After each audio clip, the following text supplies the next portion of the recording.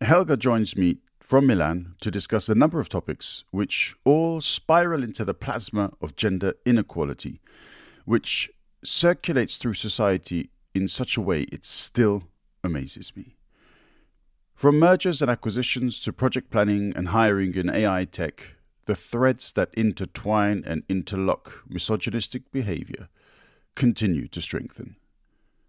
Helga is made of sterner stuff, however, and she retains a positive outlook while talking about the new directives the EU is committing itself to in terms of pay transparency and fairness. Yet she is also realistic when she says it will be something of a bomb when it comes into force in June. As much as we take note of the positive steps society has taken in some cases, we also note the weakness and depravity of the male psyche, which undermines so much potential progress. If men could learn to support and respect women instead of how so many disrespect and deny them their rights, human development would have reached so far beyond where we stand today.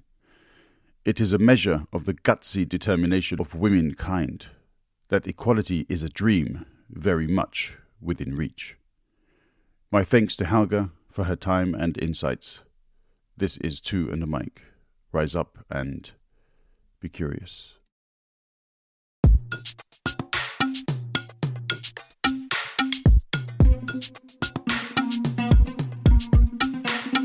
Dung weche pek kod welo mabiro e TwoandaMic. Dung parodit kod jok mawuoye TwoandaMic. Seche tin sud buta wawinji e TwoandaMic. Wola wachokre wabed piny biwawinje ero chako moment ndi TwoandaMic podcast makende. I'm joined once again after a very long pause by Helga. Helga in Italy, in Milan, I guess, right? You're still near there? We are in Milan. It's Busto Arsizio. It's been a long time, and unfortunately, I would say, but a lot of things happened. But I would like to underline that we know each other for 4 years, and it's always a pleasure. It's incredible. We also find, topics, and we are passionate about the things. So I'm very happy to be here, Zach, again. Yep, same here. And always what's interesting is not only to get a different perspective from you, but it's also how you kind of continuously, it's almost like you update your, not just your perspectives, but the basis for these perspectives, the changes within society, within organizations that you have yourself experienced. And you kind of bring them in a sense where people can relate to modern times, what is happening and how relevant these topics are. But I mean, first, for those of the people listening who haven't yet had a chance to listen to some of our previous conversations, if you want to introduce yourself, and then feel free to just jump into the topic because it's your topic. Yes, with great pleasure, of course. So my name is Helga, even if my name is German. I'm Italian 100%. I always underline this. So in a nutshell, I'm a 48 years old lady, but I always think that I'm still in my 30s. My energies. I was a lyrical singer in the past. I was a lot of things, but then I discovered HR. I felt in love and I started. So I did a lot of experiences, but in a nutshell, I work in multinational environment of different kind of. So I know different cultures, so how to, let's say, touch the thing from different perspectives. I work in travel and tourism, in fashion, and now in fintech, so completely different businesses. And actually what I do, my role is to be the head of talent acquisition and retention for a multinational company. So I started this company 4 years ago. I started from scratch. Imagine for 54 countries. I even don't know how I got it, but I got it. I achieved this. And actually, we are in the middle of an M&A. I think this is a topic that is interesting one. So it means that we were acquired by another company, a USA company. And now I'm in the middle of the storm. In the acquisition, that's, as you can imagine, as an HR, it means to be an employee in the middle of the changes, but at the same time, you are leading the change. So not an easy, but super exciting, to be honest. Yeah, brilliant. And as you observe, I mean, there are cultural differences. As much as people would like to say, yeah, but ever since the Second World War, the USA and Europe have worked hand in hand and so on and so forth. Yep, hand in hand is one thing, but there are significant differences in the principles of how organizations operate, right? Absolutely. But let's get started from the basics, but are important. For example, the systems. You are working on different systems. So, you know what? We need to do this and that. Let's go ahead with this project. Guys, we are even not using the same HRIS system. So how we can track the employees, how we can pay the employees, you know what I mean? So you start from this. And then, as you mentioned, more high level, the culture. Culture is different. Sometimes, let's say, there are some points related to the business that are different. And countries that are different, because in my case, for example, in our case, this company is US. So they have a culture that is based on US labor market, legislations, etc. So they are discovering, let's say, through us, how, for example, is difficult Europe compared to US. From a labor, and I'm just talking about labor legislation. Then there is the culture. Of course, we are different companies with different people, with also a different story behind. So merging and to try really to be like aligned, and then definitively to be one team, it's a big work. And then, if I would like to, just because, of course, we like really challenges, we are in the middle of a big change also from a cultural perspective in Europe, and the legislation are changing now, and a very strong one, and we will have a very big impact also as well. But I don't want to take your, let's say, No, not at all. As I said before, this is your topic, because you and I could sit down and we could start a conversation on any number of issues, whether it's political or social, or even regards to business and human resources. But specifically, I've been very interested in sustainability, and one of the key components of sustainability is gender equality. In fact, it's number 5 of the Sustainable Development Goals. And without gender equality, I don't believe true sustainability is possible to be achieved in any complete manner, at least. And obviously, gender equality has long since been a topic for many, many women activists within the professional sphere. And obviously, you've taken that on as well in all of your roles. Yeah. And I believe what you are referring to with regards to the EU legislation also ties into this significantly. Absolutely. This is a big one, frankly speaking, is a big one. Well, I will, first of all, what changed in the recent, let's say, past, and what is the situation actually?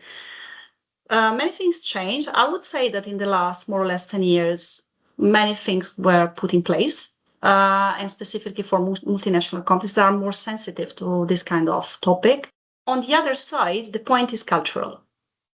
Why I'm saying that, I'm a woman first. Again, I would like to underline 48 years old with a certain kind of education, etc., etc. And the first thing that I would like to say and to share with you is that we have this education, like as you are a woman, you must do double. You must overachieve to ask something that is what you deserve, right? And sometimes you are even shy to ask. Why I'm saying that? Let's bring to the table practical examples, right? So, for example, I'm a manager, right? So I manage a team, of course, and I have men and women. And now, actually, today, to be very honest with you, I will close the performance evaluation with my team. So, and I can bring my experience from this perspective, how much is different the approach from women to men to the performance evaluation. So women, it's like very shy, like I achieved this, and this with a big list of all the things that they did. I overachieved this and that. Do you think maybe it's the case if I can ask a salary increase? This is the approach of the women. The approach of the man is like, I have been working in this company for more than 2 years. People are satisfied. I think now it's the time to have a salary increase. What do you think? In a nutshell, this is the difference, right? So you can already see how much is in the culture of the people, right? So imagine how much is difficult on a higher level to change the mindset, because this is a really mindset change, right? So now, and this is, I think, is what's really interesting, the European Parliament has this transparency directive that it will be starting from June, the 7th of June, if I'm not wrong. And this is a very big one. This is a very big shift. Why? There are some countries that already has this transparency, or companies that has this transparency policy, but this is something that is like by nature, no? If you want, you put in place, etc. But here the real shift is that European Union is saying clearly, this is a part of our ethics. Transparency is super important. Gender equality is super important. It's a basic. We must put in place this in all the countries. And this, it's forcing us as companies to start really to be transparent. And this changed completely, I would say, the approach. It's not, I'm a good one. You see how I'm good. I have in place the transparency policies, and this is because of employer branding, let's say, right? So to be perceived by potential candidates or clients that I'm good. So choose me because I'm good. Now, what we are saying here, it is completely another game. No, this is a basic. You must stop to say that this is like because you are good, you must do it. And everybody must be aligned. This will be the revolution. Complete revolution. I can bring the example for Italy, for example. I'm Italian, so that's the reason why it's easy for me. In Italy, by culture, in the companies, this is in general, is super common not to share what is the range of the salary that we are recruiting for. No, it's like the secret of Fatima, if you understand the expression. You can't. Nobody does, let's say. And then what we do, we ask, okay, what is your actual salary? And we negotiate. But this, frankly speaking, it's not really fair. Because if you're applying for a role with specific characteristics, the salary must be aligned with the role. So this created, for example, in Italy, situations of inconsistencies, I would say everywhere. But again, this is in the culture of the country. So this would be a bomb, an atomic bomb, frankly speaking, because it will be a shift from this perspective. And even imagine with this kind of mindset, the gender equality. Talking about what? So this will completely change the approach. Again, this introduced this idea of the fairness is a must. It's not a nice to have. I can imagine a lot of people turn around and saying, it's not everything is about money and all you care about is, but this is the completely wrong end of the argument. It's not a question of having more money in itself. It's a question of having fair pay on the one hand. Secondly, everybody's grown up in this, I say everybody, people in the West, to be clearer, have grown up with this idea that bottom line, that's what counts. Yeah, everything else doesn't matter. Okay, so that principle of bottom line has essentially been established by all of these wealthy male business people and entrepreneurs and so on. Okay, so if for you bottom line is all that matters, then surely the same principles must also apply to those people who are underrepresented on that particular bottom line. Fair is fair, right? Exactly. And to be very honest, you can really achieve very hard goals if you have the complexity, if you see the things from multiple angles, and we are in a society, because think also, okay, let's think business, okay? From the purely business perspective, again, you can achieve very high, let's say, goals if you can consider all the angles of the things, right? And you can do this if you have teams made by people with completely different, let's say, approach, cultures, whatever. So this is a differentiator, to achieve the goals. And this is crystal clear. I mean, I can bring you numbers, and we can talk for hours. But this is the reality of the things. Like, for example, just give you an example. Talking about recruitment, right? I'm managing actually a training in all the company that is related to recruitment. And what I always share with the hiring manager is like, please don't choose the people for your team like your mini you, like copy of yourself. I know that's more reassuring from a perspective, but at the end of the day, this won't bring you challenges, don't bring you another vision of the things. You will continue to stay in your own process, way of working, etc. It won't bring something new. It won't bring you a different vision of the things. And from a business perspective, this is the death of the business. I can provide you a long list of companies that died because of this. A lot. Kodak. Do you remember Kodak? Maybe for new generations. Why they died?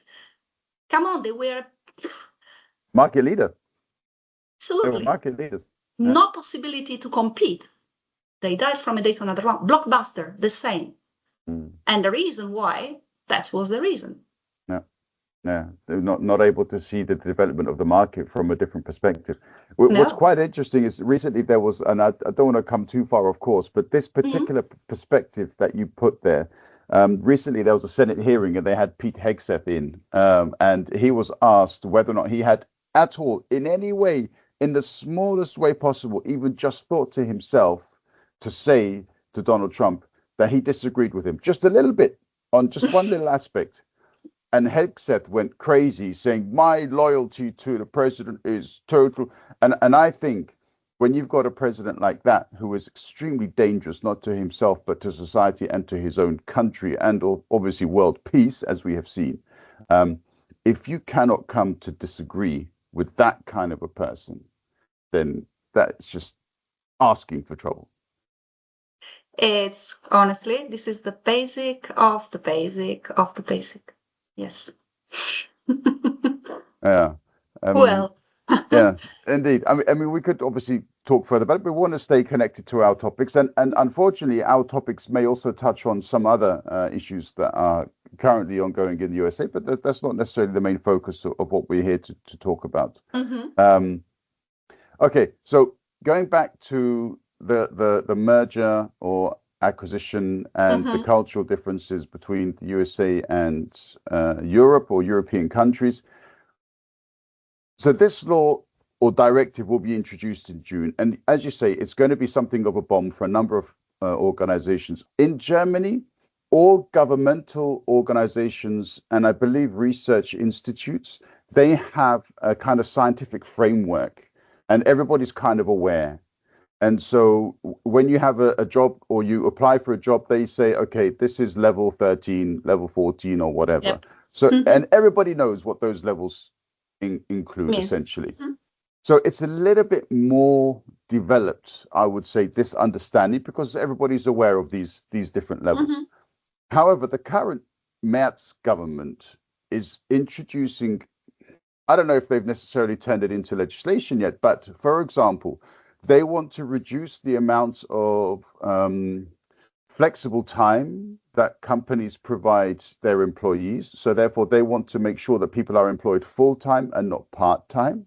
And they're also unhappy about the fact that in Germany, the average employee takes about 15 days off a year as sick leave.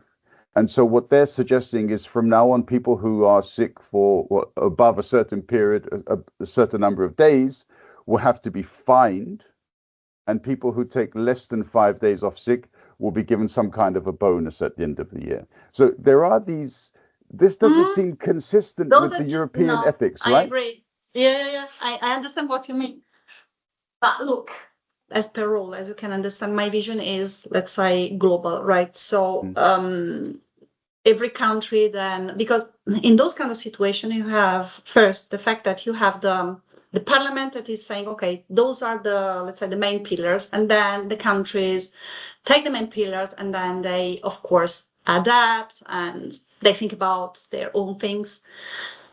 And then it depends on what is the situation actually. I generally, let's say the knowledge that I have for Germany is that normally it has a very strict legislation approach.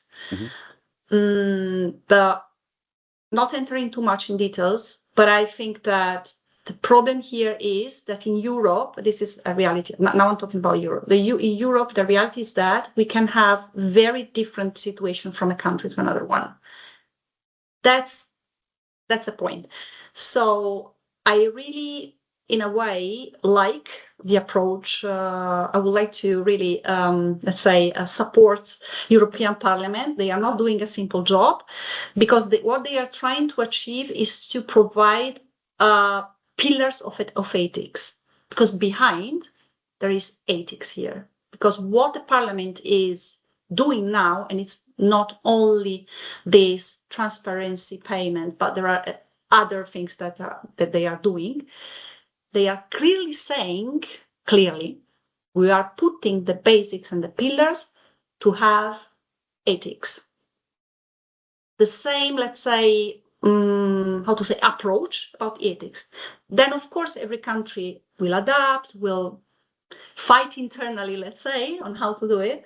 But this is the approach that they are having. And then every country, we know the story of Europe, there are big differences between one and the other one. And I think I can, let's say, see that in the next 3-5 years, it will be, let's say, challenging because every country has to face this.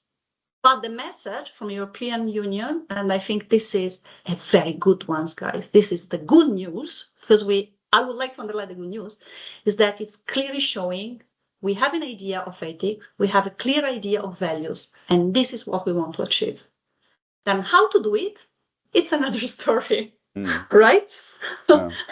But this is an interesting approach. It reminds me a little bit, and this is going to seem a little bit like left field, but LL Cool J once sang, "Man makes the money, money doesn't make the man."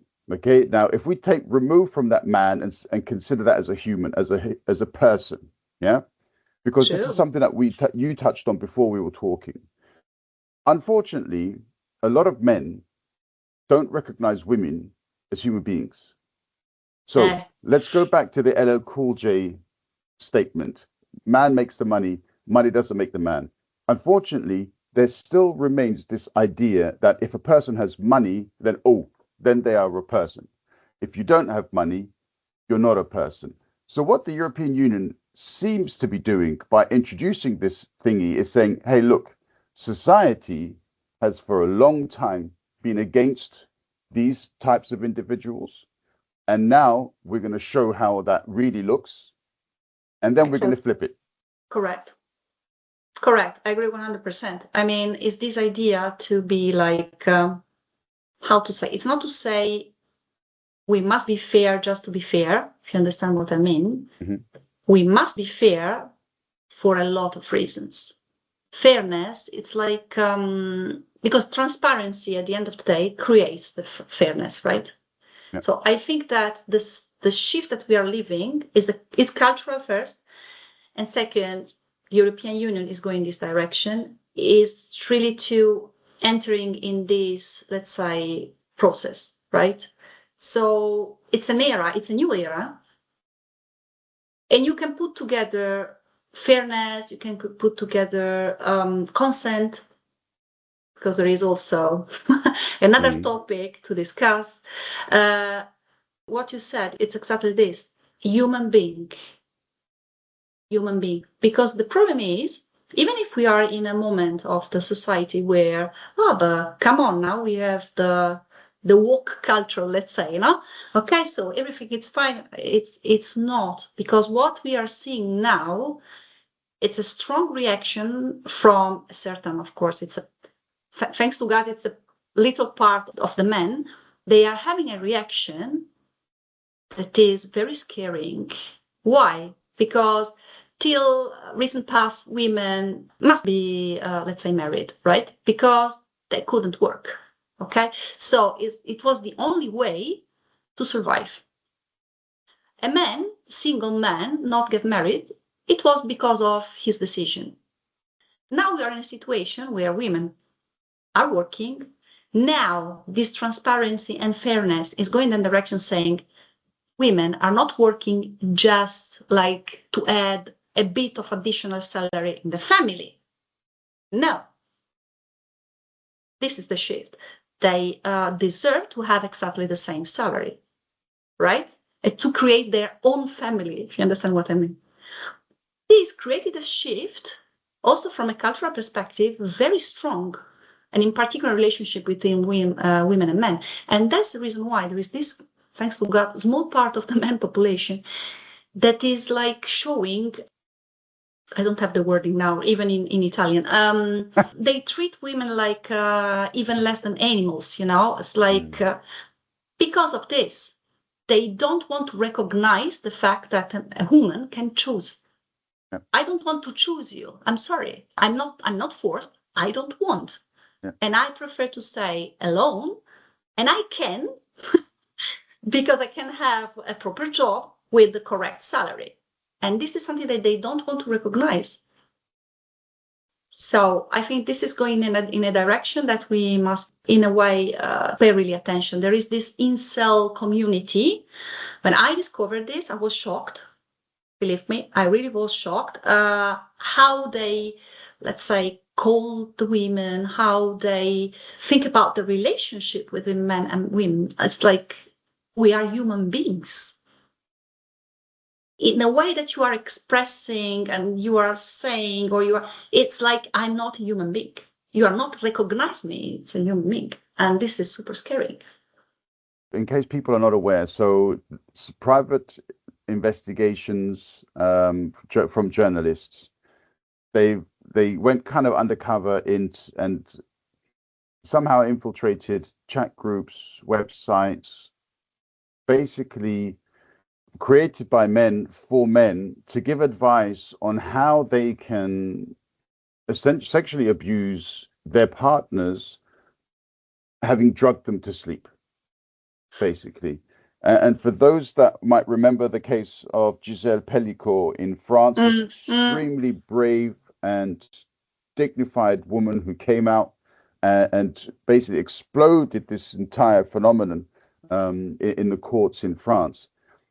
But over 62 million men have accessed these chats or this website, and one of the women's groups that I follow online, they were very clear to say this isn't some dark web shit. This is very much easy to access. You don't need to be a hacker to get to it, that kind of thing. So I don't know where it is. I don't want to know.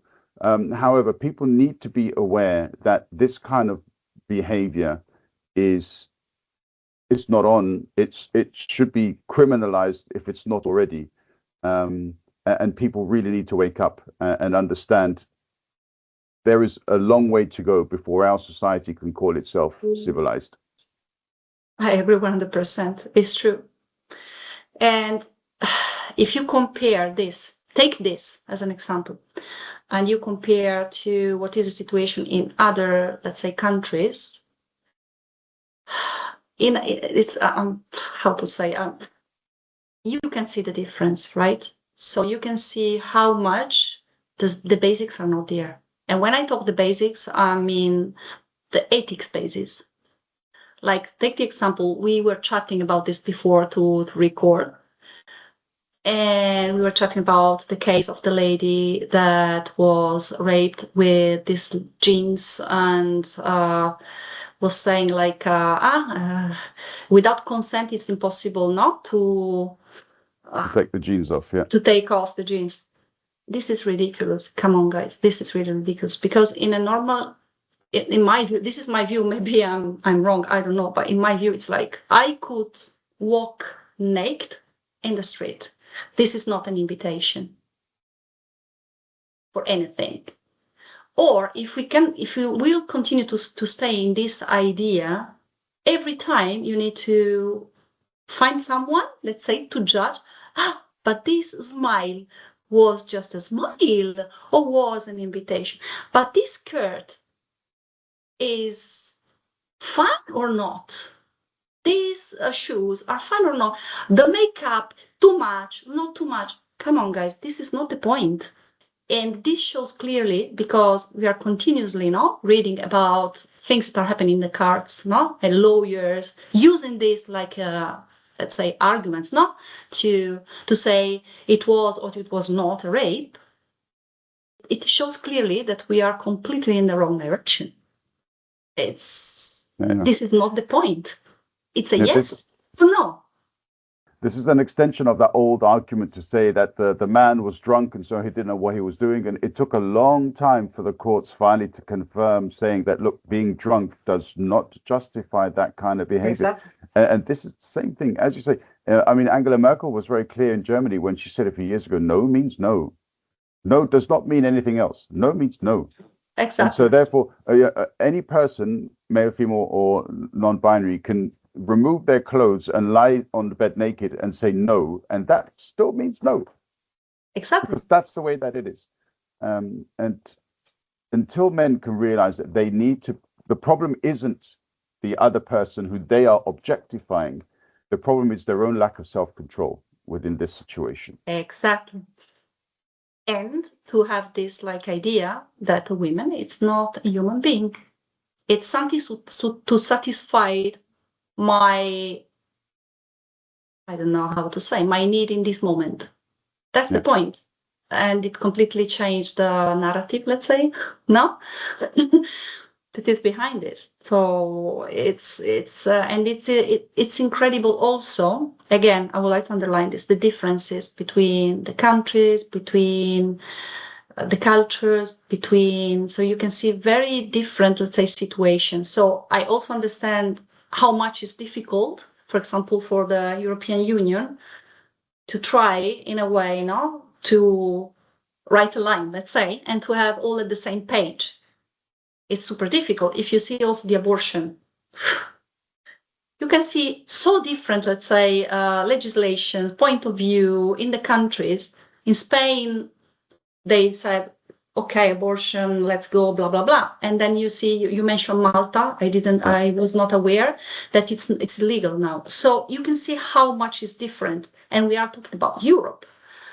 If you go outside, it's even larger, let's say, the differences, the nuances around this. But everything starts from this point, I think. This point is really what makes the difference. No, it's a no. Yes, it's a yes. Even if I'm walking on the street naked, it's not an invitation. This is let's say, the example that I always use now, because I would like to say that this is a topic that I'm discussing. It's a hot topic, right? And I always take this as an example when they started to go in this direction, like, the skirt, he was drunk, this kind of thing. Guys, this is not an invitation. Don't. Yep, that absolute clarity. And this, therefore, the reason why there are many, unfortunately, over centuries of human development, patriarchy, religion, traditionalism, and so on, that there are many, many reasons. Oof, all of them should perhaps be in modern society completely invalid, and we need to start from a completely different, as you say, ethical perspective. But let's bring it back to then women in leadership, because if, as you say, men don't recognize women as human beings, is this perhaps one of the reasons why it's still so difficult to see women on the boards of directors for very large multinationals, but also not necessarily multinationals, but within like domestic markets too? Yeah, but yes, I would say this for sure. There are a lot of, it's not, I would say this is the main one. Then you can have additional ones, but I would say this is the main one. If you see the numbers, we are very far. C-levels, we are very far. You can find senior positions, yes. Now you can start to have a good balance in general. I would say it's okay. If I see also in my company as well, we have ExCom members that are women. Actually, we had also promotion of a C-level, very, very interesting one. But again, it's a case by case. it's not something that is entering in the common, let's say, mindset. And this is, I think, it's the point. And then the problem is a lot of men of the old generation are still scared about women. I don't want to say, but let's say clearly, they are scared because we arrive with an education, with a background, again, of overachievement. I must prove myself. So we always push, and they are scared about this because they know it. They are conscious. So it creates a competition. And in many cases, their reaction is the sexualization. In a nutshell, what I mean by this, you arrive to this position, how? And if you are young and or pretty, it's even worse. You need to prove myself even more to prove that you didn't got, let's say, the position, the job, because of your, let's say, good-looking appearing. This is something that unfortunately happened. I really, and I have an example, not in this company, in another one. I was in a meeting. My role is an important one, okay? It was a launching of a project, very important one. In a country, I even don't mention the country, in a country that is very man, let's say, rented, I was the only woman in the call. And at a certain point, I remember very well that was mentioned something about the process, how the process should be. And I was at that time as well the director of the process. So the process is this, for this reason, guys, we all agree, it's okay, la la la. And I remember this manager, very high level, and he said, "No, Helga, it's okay. So I will do my best. Let's say that the people won't touch this." And my reaction was, "You need to pass through my body, no? You need to." That is a translation of an Italian expression, so could be misunderstood for someone. But in that moment, was my reaction like it's a way to say, "No, you must kill me, no?" Over my dead body. Yes, but I didn't mention that body. And the reaction, I swear you, it happened in the reality. It was like, "Oh, you're a beautiful body." Wow. The silence in front of other 5 or 6 men, they started to laugh. It was even worse. I was alone facing this situation, and I was shocked. I was not prepared to something like that. It was like, this is business, right? We are very high level. We are talking between high level people. So at the end, I was like, guys, I'm very happy that you are finding this very funny. I'm not. Let's close this call and let's talk separately because this is not acceptable. But I could do this because I would say I'm strong first. And second, I knew that, by the way, I will be in a way supported by the company. But imagine a case you are not in this situation. Yeah, or you're not, as you said, as senior within the organization, and you just have to accept it because the person who said it's probably your boss. Exactly. So,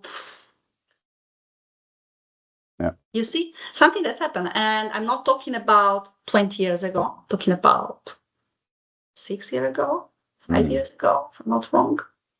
You know, you mentioned that these is the people who are quite senior within the organization. Let's just quickly reflect again back to the USA and the Epstein files. Almost all of the people, all of the men involved in that seem to be leaders within their communities, either that or the heads of international organizations, people who are very prominent. So unfortunately, if this is what people see from their so-called leaders, what kind of an example are they setting? And yeah, exactly.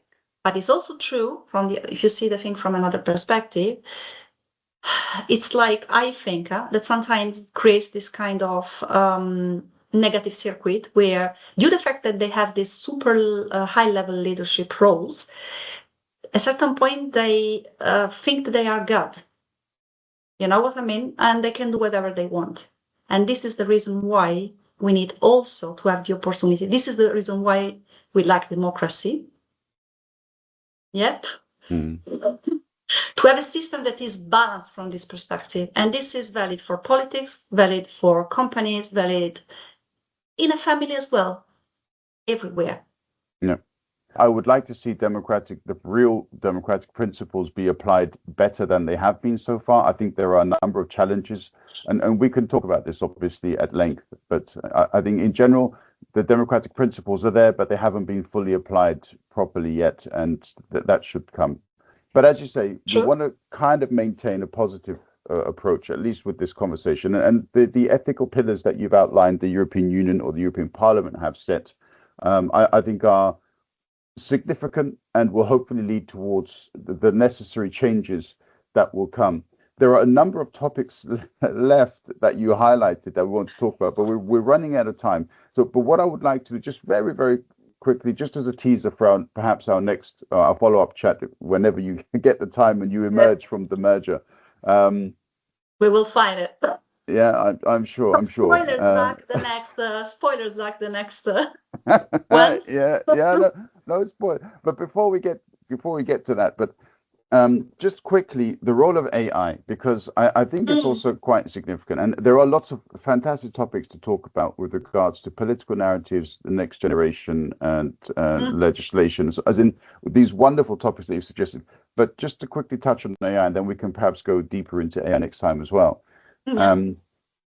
What kind of changes should we expect on the basis of AI from that perspective of transparency and gender equality? Because we tend not to consider AI from a gender or genderized perspective, but there are some markets which do. And an example, just to put it out there, but that's nothing to do necessarily with our question.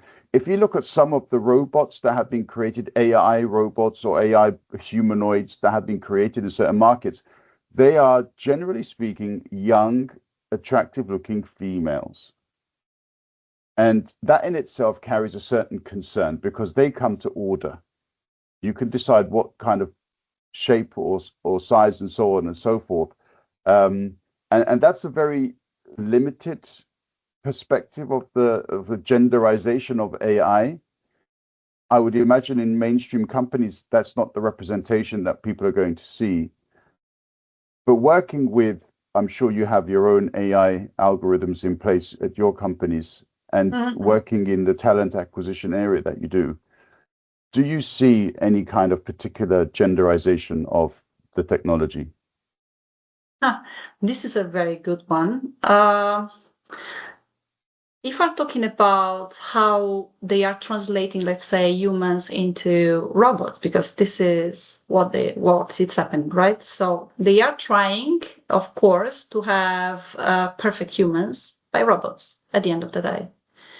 And this is interesting. The idea of the perfection, as you mentioned, young ladies, pretty, I would say, with this idea of perfection. And this is going completely against the perspective of what we just going through. And it's outside of the reality. Also because, keep in mind, that we are getting older and older, right? So we don't have these young generations like in the past.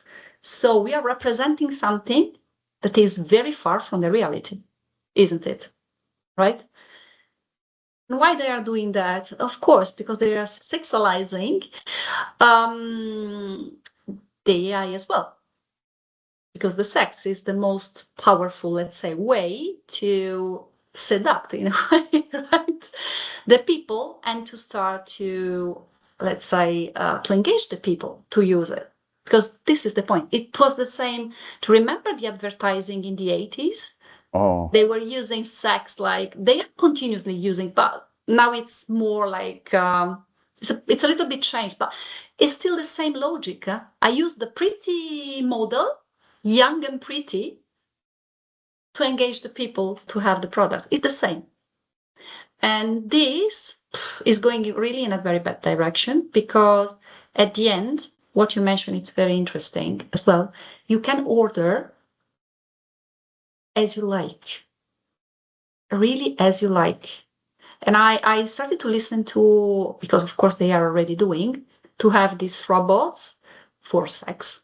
Okay, so you can order exactly as you want. Green eyes, blonde hair, 1 meter 73, I don't know, and all the requirements, like super specific. This is super scaring for me, in my view. Is this diversity is completely gone. So AI in the companies, this is a very big topic, Zach. So about gender, we are not arrived to this point because AI in the companies actually is really using the systems, let's say. So it's not the physical, not the robots for the moment. I'm not talking about, if you're talking about manufacturing, it's another thing. If you're talking about, like in my example, we are in the fintech business, so we don't produce things. We don't. We are not in manufacturing business. We are talking about AI. Just mentioning ChatGPT because everybody knows, but we are implementing a lot the using of AI.